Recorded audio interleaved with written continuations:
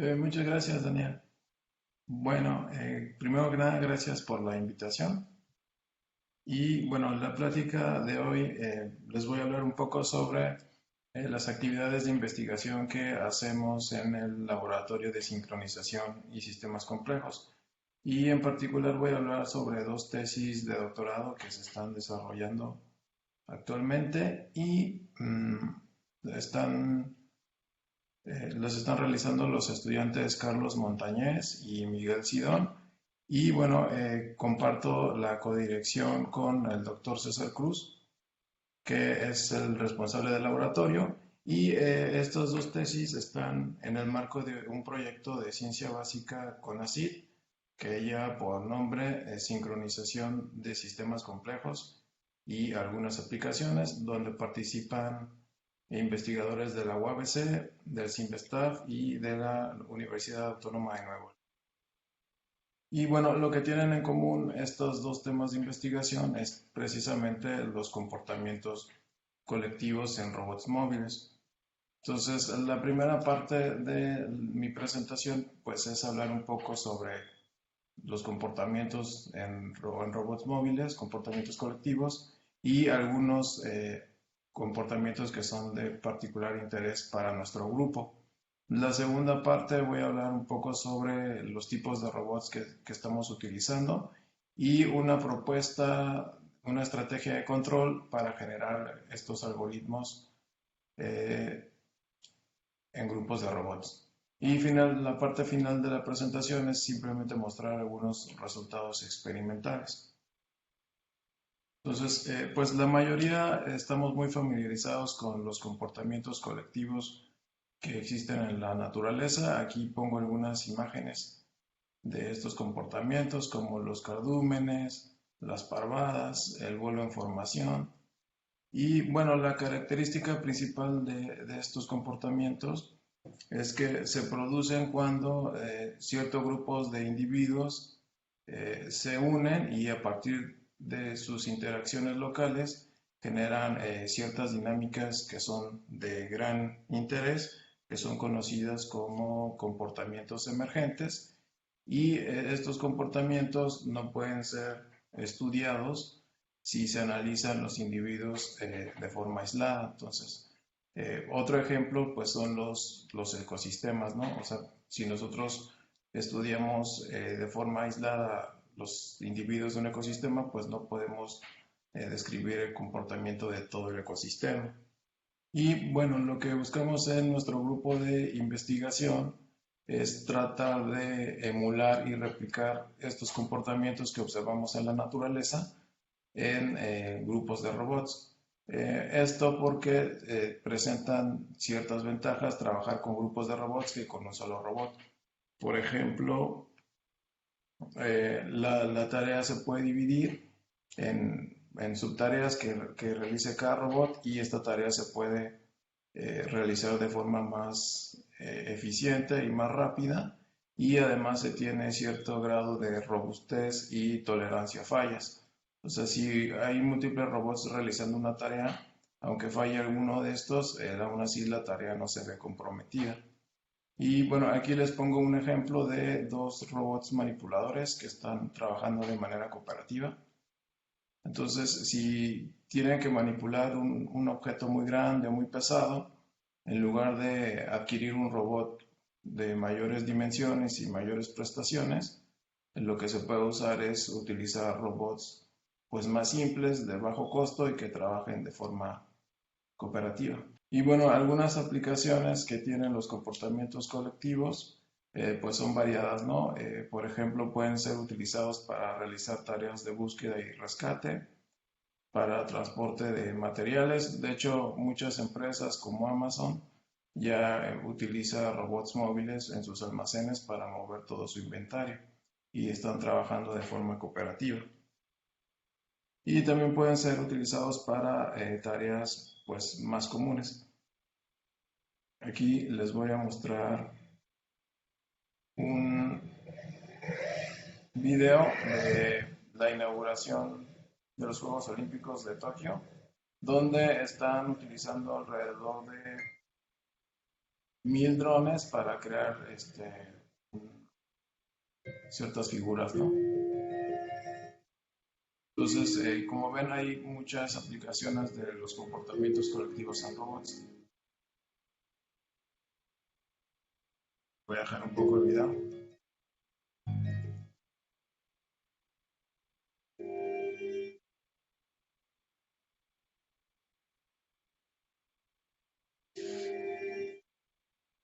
También en el cine ya se empiezan a utilizar drones para tomar video y ya se están reemplazando por estas grúas que usualmente se utilizaban para tomas aéreas, ¿no? O con helicópteros. Y bueno, hay una gran variedad de comportamientos colectivos, pero los que estamos interesados son, en particular, es el comportamiento de consenso. El comportamiento de consenso es conocido como el problema de acuerdo y surge cuando todos los elementos del grupo adquieren un valor en común. Y bueno, este comportamiento pues es muy familiar para nosotros. Todos hemos participado en toma de decisiones donde tenemos que llegar a algún acuerdo, en alguna votación.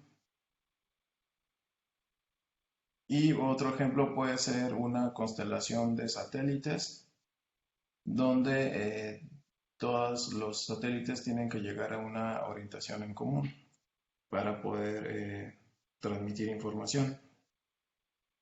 Y si los elementos del grupo se pueden modelar como ecuaciones diferenciales, como la que muestro en el recuadro, entonces se dice que se logra consenso cuando todas las trayectorias de los individuos convergen a este conjunto. O sea, que todas las distancias entre, si se mueven en un plano tridimensional o bidimensional, que todas las distancias convergen a cero, ¿no? Asintóticamente. O de una manera equivalente es, como muestro en la última ecuación, que todas las trayectorias del sistema convergen a una posición en común, ¿no? Y esa posición en común pues depende de muchos factores, ¿no? De las condiciones iniciales del sistema, del tipo de interconexión que se está, con el cual se están comunicando los elementos del grupo. Y por ejemplo, en una votación, pues generalmente es la persona más popular o la persona más responsable el que gana la votación, ¿no? Por el que todos votan. Otro comportamiento colectivo que es de interés para nosotros es el de formación. Y bueno, el de formación es un comportamiento pues que es muy sencillo de entender, ¿no? Consiste en que todos los robots mantengan una cierta distancia entre sí con el fin de lograr ciertas configuraciones, ¿no? El ejemplo del video, ¿no? Que les puse con los drones, para que se formaran las figuras, pues los robots deben de mantener cierta distancia para que se pueda formar la figura. Entonces, ya en términos más formales, y del mismo modo que en el problema de consenso, si los elementos del grupo se pueden modelar como un sistema de ecuaciones diferenciales, el problema de formación se logra cuando todas las trayectorias del sistema convergen a este conjunto, donde pues la diferencia con el consenso es que se agrega un vector de posición que es el encargado de definir la geometría de la formación, o sea, qué geometría van a formar los robots, y también pues la distancia de separación. Y el último comportamiento que es de interés para nosotros es el movimiento coordinado, que se puede ver como una combinación de el consenso o más bien como una extensión del problema de consenso y el problema de formación, que básicamente es que todos los grupos de robots se mueven manteniendo una formación y a una velocidad predeterminada, como pasa con la formación en vez de las aves, ¿no?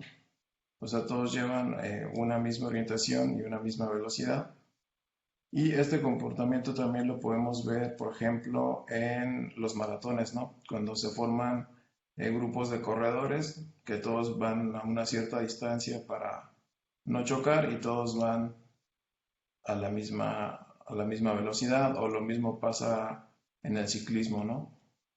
Se forman grupos de corredores y todos llevan la misma orientación y velocidad. Y el primer algoritmo de movimiento coordinado, o también llamado flocking, fue propuesto por Reynolds, y él propuso tres reglas básicas para lograr este tipo de comportamientos. El primero es la separación. Todos los individuos deben de estar separados cierta distancia. La segunda es de cohesión, o sea que los individuos deben de mantenerse unidos, pero sin chocar. Y la tercera es la alineación, que todos deben de tener la misma orientación y la misma velocidad. Y bueno, del lado derecho les muestro un video precisamente del algoritmo de Reynolds, donde aplicó estas tres reglas. Voy a reiniciar el video. Es un video ya de muy mala calidad porque fue desde el año 86 más o menos que Reynolds propuso estas tres reglas. Y a los elementos del grupo los llamó voids. Entonces, como ven en el video, tienen al juntarse, todos llevan la misma orientación y la misma velocidad. Bueno, entonces esos son los tres comportamientos de interés que trataremos de emular con los robots. Y para analizar cómo se comunican los robots, pues vamos a utilizar teoría de grafos, y donde cada nodo del grafo representa un robot y las aristas del grafo representa la comunicación entre los robots. Y en un principio, para analizar este tipo de comportamientos, se consideró que los robots tenían una dinámica muy simple, muy sencilla. Por ejemplo, la dinámica de un simple o doble integrador, y el robot se movía pues en un ambiente en R2 o en R3, en un ambiente bidimensional o en el espacio. Y esta simplificación pues ayudó a entender cómo se lograba el consenso, cómo se lograba la formación y qué propiedades debería de cumplir la topología de conexión. Como eran sistemas lineales, se pudo eh, analizar la topología, y bueno, se descubrió que para que se lograra consenso el grafo tenía que ser conectado y al menos contener un árbol. Y como eran sistemas lineales, incluso se puede calcular el valor del consenso. Pero si lo llevamos a la práctica, estos modelos muy simplificados pues no capturan el comportamiento dinámico de los robots en la vida real. Entonces ya se empezaron a utilizar modelos no lineales, y bueno, el grado de complejidad pues aumentó porque estos sistemas ya no solo se mueven en un ambiente de 2 dimensiones y de 3 dimensiones, sino que también se incluyó la orientación de los robots, y estos pueden estar contenidos en el círculo unitario o en la 2 esfera, 3 esfera, dependiendo si se utilizan cuaterniones o matrices de rotación, y lo cual implica el aumento en grado de complejidad. Y bueno, voy a hablar brevemente sobre los tipos de robots que estamos utilizando. Hay una gran variedad de robots móviles con ruedas. Nosotros estamos utilizando el más sencillo de todos, que es un robot de tracción diferencial, que está compuesto únicamente por dos ruedas. Y la forma en cómo funciona pues es muy simple. El movimiento del robot se logra al variar las velocidades angulares de las ruedas. O sea, un ejemplo clásico de un robot diferencial es la silla de ruedas, ¿no? O sea, la silla de ruedas funciona como un robot de tracción diferencial. y estas son sus ecuaciones cinemáticas. Y una simplificación del robot diferencial es el robot uniciclo, que muestro del lado derecho. Este robot tiene las mismas coordenadas generalizadas que el robot de tracción diferencial y es un poco más simple para analizar. Y un ejemplo en la vida real pues es el monociclo, ¿no? Bueno, aunque sabemos que es en esencia inestable, ¿no? Pero es más fácil trabajar con el robot uniciclo que con el robot de tracción diferencial.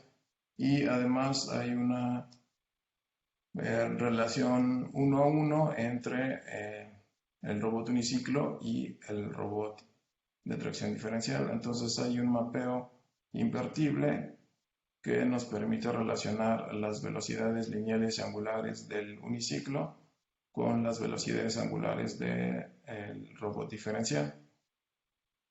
Y la característica principal que tiene el robot diferencial es que es un sistema no holonómico y está sujeta a esta restricción no holonómica, que pues es muy bien conocida por nosotros. Es el problema del parallel parking. O sea, el robot no se puede mover de forma lateral. Por ejemplo, aquí en la imagen, este auto para estacionarse no se puede mover de forma lateral, pero el sistema sigue siendo controlable.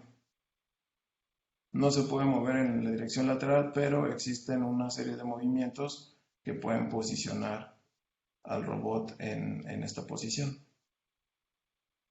Entonces el sistema es no controlable, es controlable, pero está sujeto a restricciones del tipo no holonómico. Entonces las características principales del robot de tracción diferencial o del robot uniciclo son las siguientes. La primera es que es un sistema subactuado, es decir, tiene 3 grados de libertad y solo 2 entradas de control. Es un sistema no lineal y además no satisface las condiciones de Brocket. Roger Brocket demostró que este tipo de sistemas no pueden ser estabilizados con un control continuo estático, ya que si ustedes hacen una aproximación lineal de este sistema, es no controlable. Entonces, muchas de las técnicas que conocemos para estabilizar sistemas lineales, pues no se pueden aplicar en este tipo de robots.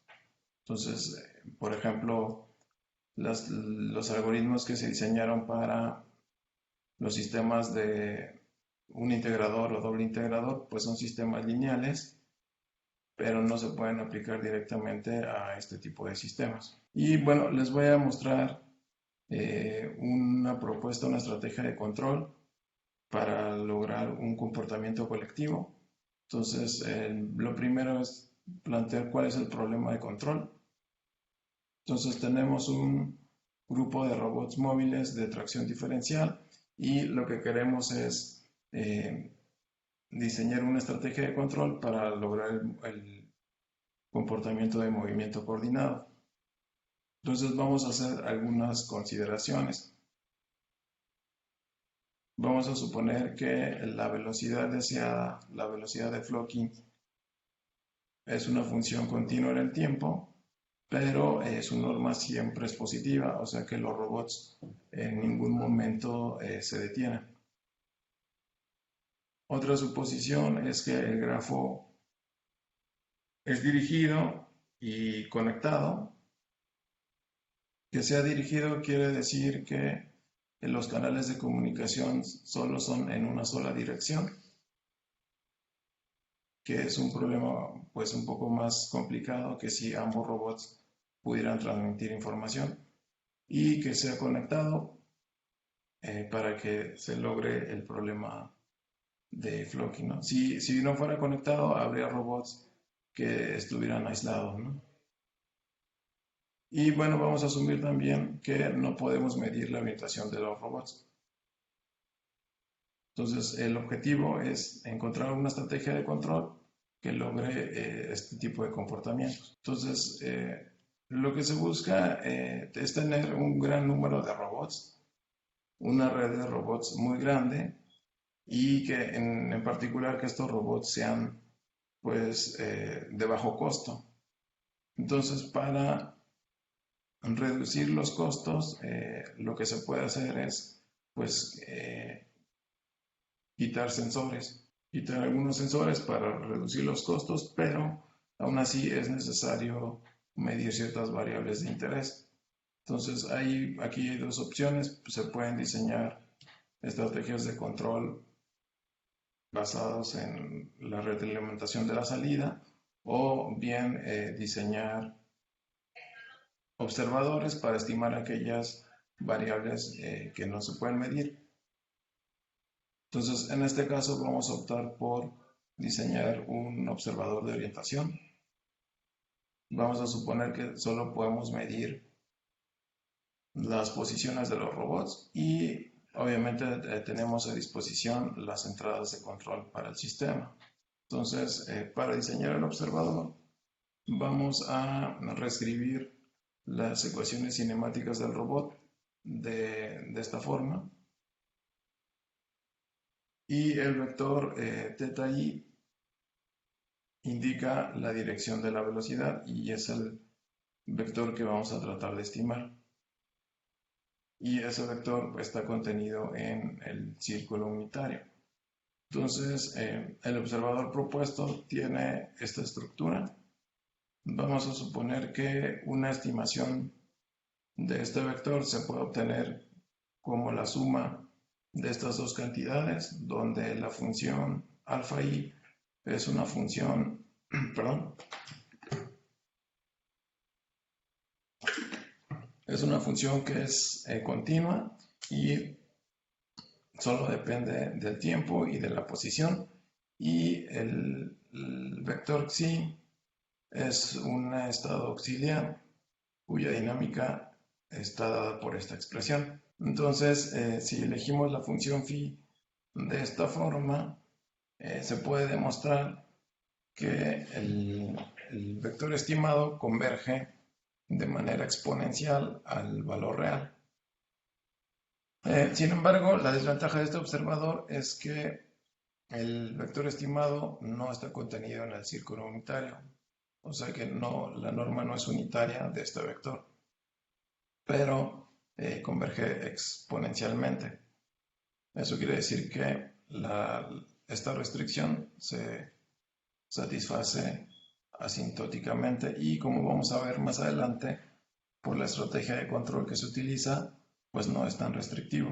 Entonces, para diseñar el esquema de control, vamos a explotar las propiedades del modelo. El modelo tiene una estructura en cascada donde la parte de posición y la parte de orientación están fuertemente acopladas. Entonces, la estrategia que se va a seguir es proponer un control virtual que tiene esta expresión donde θd es la orientación deseada del robot, y eligiendo este control virtual podemos reescribir las ecuaciones cinemáticas de los robots de esta forma. Y si se fijan, con esta nueva estructura, el robot se puede analizar como un sistema de un integrador más una perturbación. Y si nosotros para la parte de orientación logramos que la orientación del robot siga la deseada, pues esta perturbación va a ser una perturbación desvaneciente. Entonces, para un tiempo muy grande, este término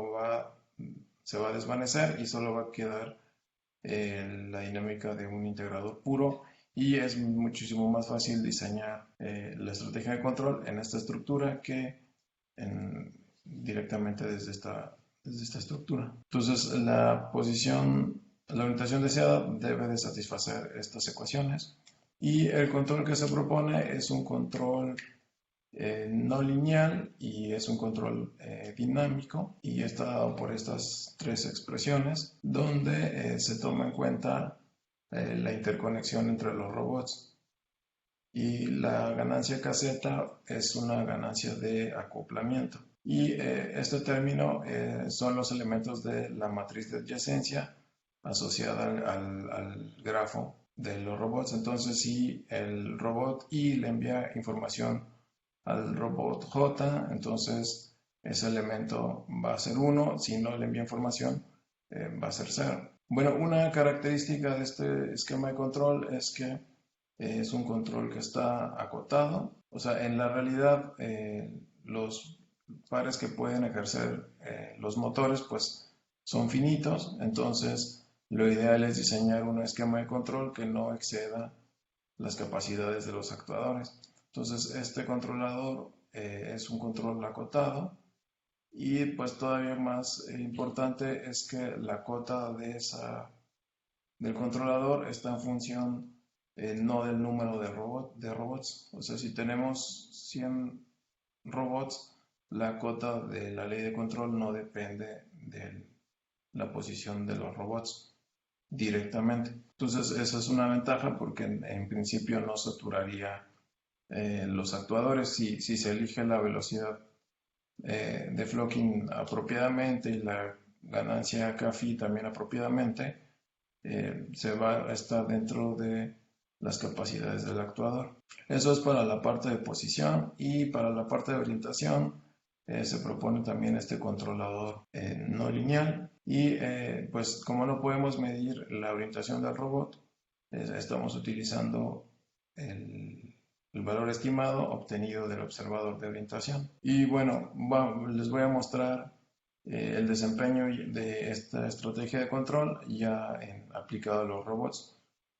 Entonces, en el laboratorio se cuentan con los robots Kepera, la versión 3, que es de una compañía suiza que se llama K-Team y tiene ciertas características. Tiene un procesador con un núcleo de Linux, entonces es muy fácil de programar, y está equipado con dos motores de corriente directa, y cada motor tiene un encoder que permite medir la velocidad angular de las ruedas, y pues tiene la limitante de que la velocidad máxima que puede alcanzar es de 0.5 metros sobre segundo. También tiene un controlador de velocidad interno, que es un tipo PID. Entonces este tipo de robots acepta como entradas de control las velocidades angulares de las ruedas. O sea, es decir, no podemos tener acceso a los pares o los voltajes de los motores. Entonces, pues se acopla muy bien a nuestro modelo cinemático. Está equipado con 5 sensores ultrasónicos y 10 sensores infrarrojos, y tiene varias vías para comunicarse con el robot. En nuestro caso estamos utilizando por una tarjeta Wi-Fi, y se supone que la batería nos da una autonomía de 8 horas. Y aunque los robots pues están equipados con sensores ultrasónicos y con los encoders, y en principio la posición del robot se puede calcular por odometría, sin embargo este método pues presenta ciertos errores acumulativos. Entonces, para medir la posición del robot, en el laboratorio se cuenta con un sistema de captura de movimiento que está conformado por 4 cámaras OptiTrack. Y este sistema de captura de movimiento es pues muy similar al que se utiliza en el cine para generar el CGI. Se le ponen ciertos marcadores al robot, y este sistema de movimiento detecta los marcadores y calcula el centroide de esa figura. Esto se hace con un software que se llama el software Motiv. Este software se encarga de calcular la posición de los cuerpos con los marcadores, y nos entrega tanto posición como la orientación, ¿no? Pero en nuestro caso solo vamos a utilizar la información de posición, y la de orientación lo vamos a utilizar para corroborar nuestro observador de orientación. También se cuenta con otro sistema para detectar la posición, que es el sistema Loco Position System. Este sistema está basado en radiofrecuencia y funciona de manera similar a un GPS. Se hace por triangulaciones. Y bueno, la ventaja de este sistema es que puede utilizarse en un ambiente no tan controlado. En cambio, el sistema OptiTrack pues sí se ve afectado por la intensidad de la luz, ¿no? Entonces, este sistema, el Loco Position System, puede utilizarse en exteriores, pero la desventaja que tiene es que tiene una resolución mucho más grande. Es mucho más preciso las cámaras. Y para programar la estrategia de control se va a utilizar MATLAB. Entonces, de manera rápida, como se programó el algoritmo, se muestra en esta figura. Entonces, eh, le ponemos marcadores al robot y la posición del robot es calculada con las cámaras mediante el software Motif y esa posición es mandada mediante un socket al, a MATLAB y MATLAB por otro socket Wi-Fi le manda la señal de control a los robots. Aquí estamos utilizando dos computadoras. Una computadora es únicamente dedicada a calcular la posición de los robots y la otra computadora para calcular la señal de control. Entonces, este es nuestro setup. Tenemos 4 robots diferenciales que operan y la formación que queremos hacer es un cuadrado y la velocidad a la que queremos que converja está dada por esta expresión. Decidimos utilizar distintas velocidades de referencia en distintos instantes de tiempo. Esto para emular un poco el comportamiento que pasa, por ejemplo, con los peces, los cambios de dirección que tienen. Entonces, por eso fue la idea de diseñar este perfil de velocidad. Entonces, en un principio se mueven sobre el eje X y después se mueven en una pendiente de 45 grados negativa para después otra vez moverse sobre el eje X. Y la interconexión de los robots se tomó un grafo en cadena, o sea, el robot 1 le manda información al robot 2, pero no viceversa, el robot 2 le manda información al robot 3 y el robot 3 le manda información al robot 4 y el 4 al 1. Y esta es la matriz de adyacencia, la matriz de interconexión. Entonces les voy a mostrar el video del experimento. Entonces los robots empiezan con una orientación arbitraria y una posición arbitraria relativamente. No podemos poner una posición tan arbitraria porque nuestro espacio de trabajo es un poco reducido, ¿no? Entonces, pues pusimos los robots relativamente cerca. Pero como se observa en el video, después del transitorio, los robots logran la formación y se mueven a la misma velocidad. Y aunque cambien de dirección, los robots mantienen la formación.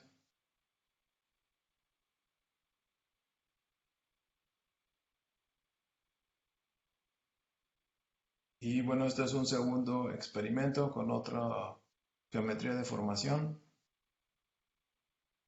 En realidad, como tenemos un número limitado de robots, pues realmente no podemos hacer un gran número de formaciones, ¿no?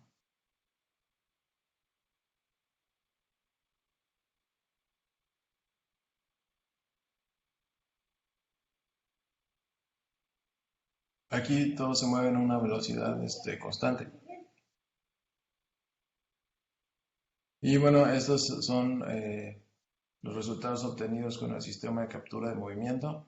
Estas serían las gráficas de velocidad en la coordenada X y en la coordenada Y. Y la línea punteada es el perfil de velocidad deseado.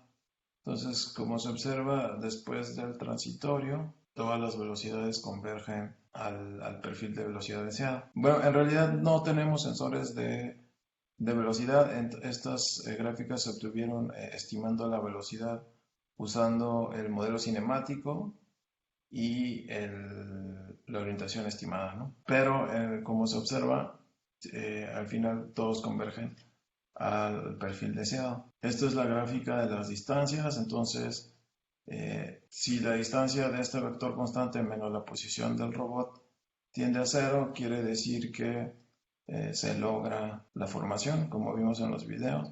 Entonces, como se ve, este error, esta distancia converge de forma asintótica, bueno, casi a cero. En realidad estamos usando un control cinemático, no estamos considerando la dinámica de todo el sistema ni la dinámica de los actuadores. También hay fricción en el piso, entonces todos esos tipos de perturbaciones no los estamos considerando en el controlador. Sin embargo, aún así el controlador presenta cierto grado de robustez, ¿no? En realidad el error está en el orden de milímetros. Y esta es la trayectoria de la orientación estimada.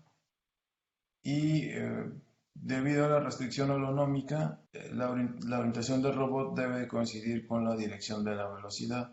Entonces, en la línea punteada la línea punteada en negro indica la dirección de la velocidad normalizada.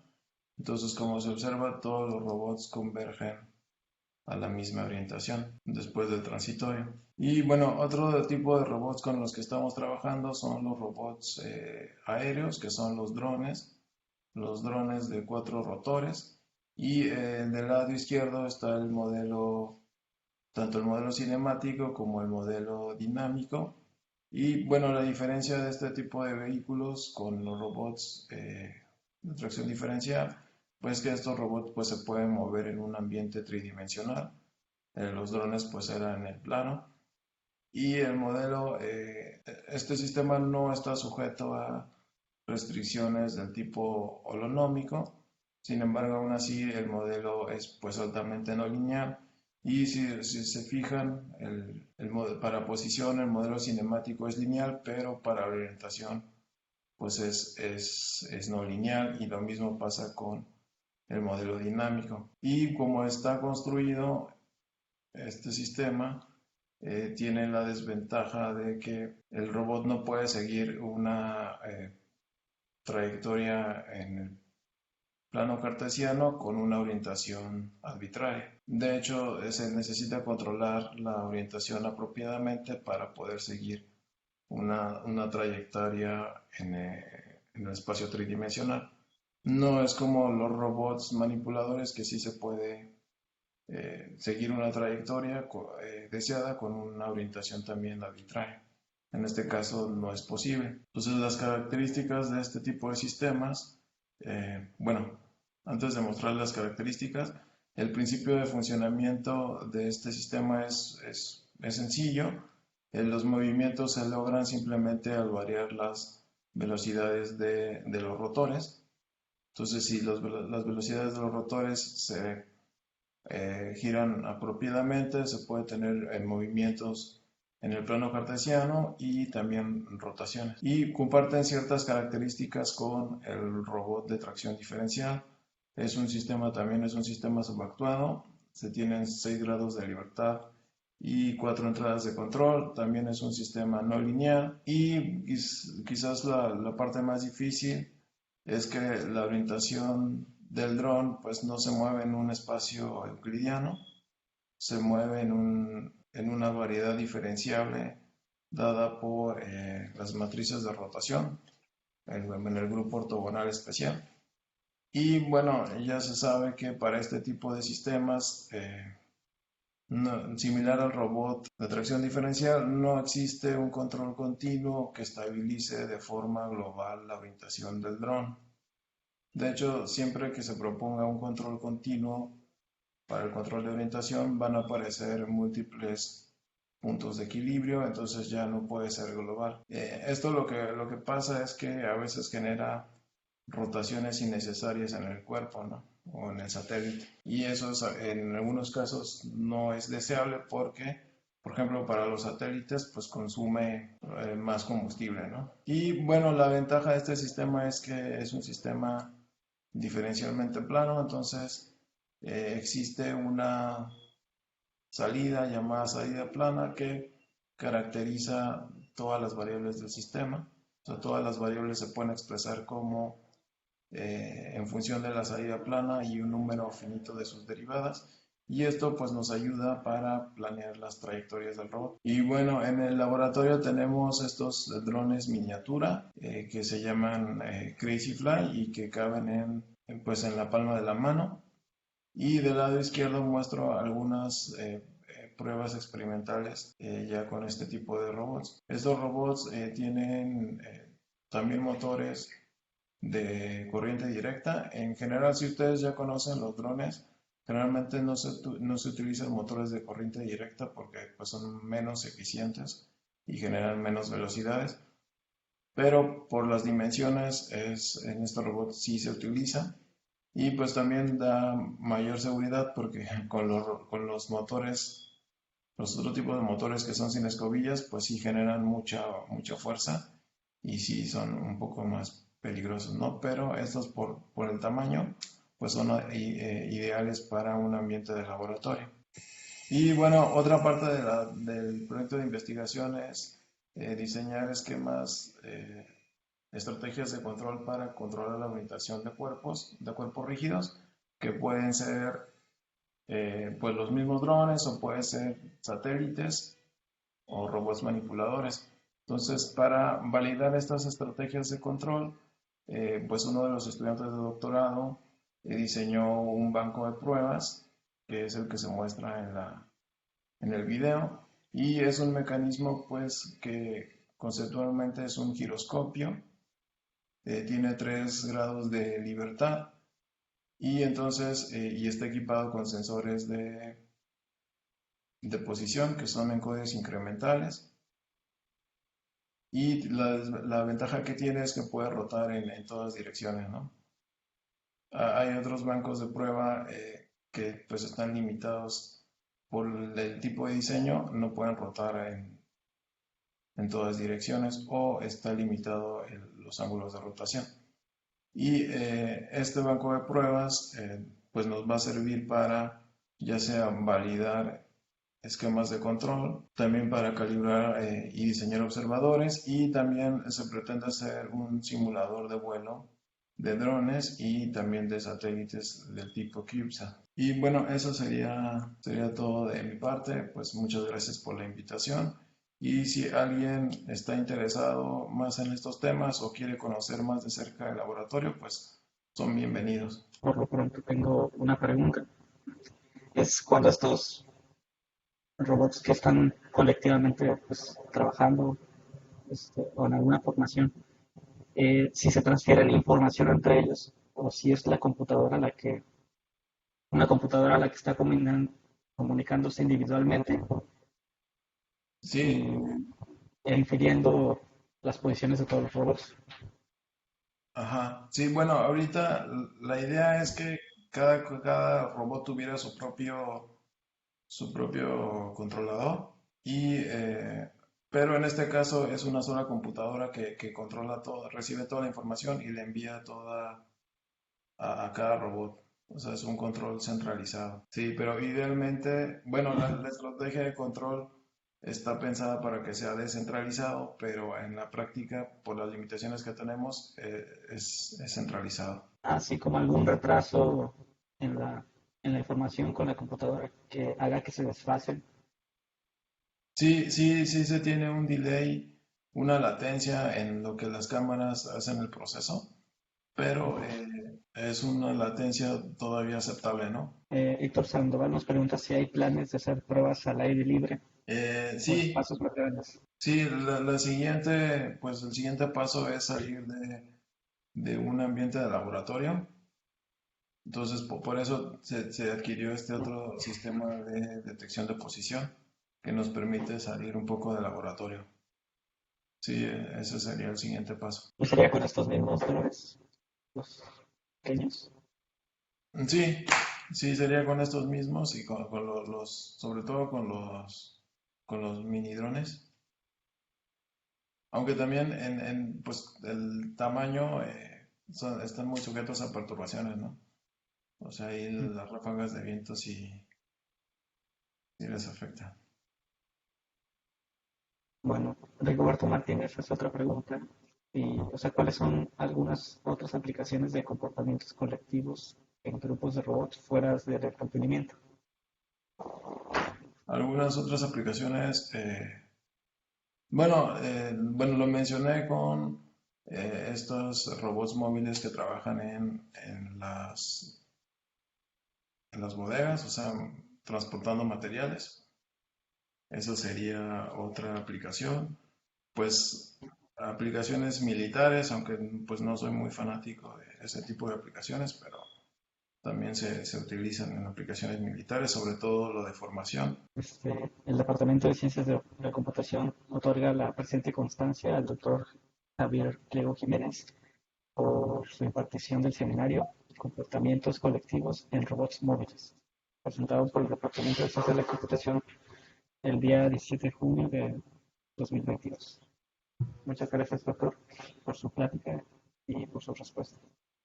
No, al contrario, muchas gracias y igual les extiendo otra vez la invitación. Si alguien quiere pues visitarnos o tiene alguna inquietud o algunas propuestas, pues son bienvenidos.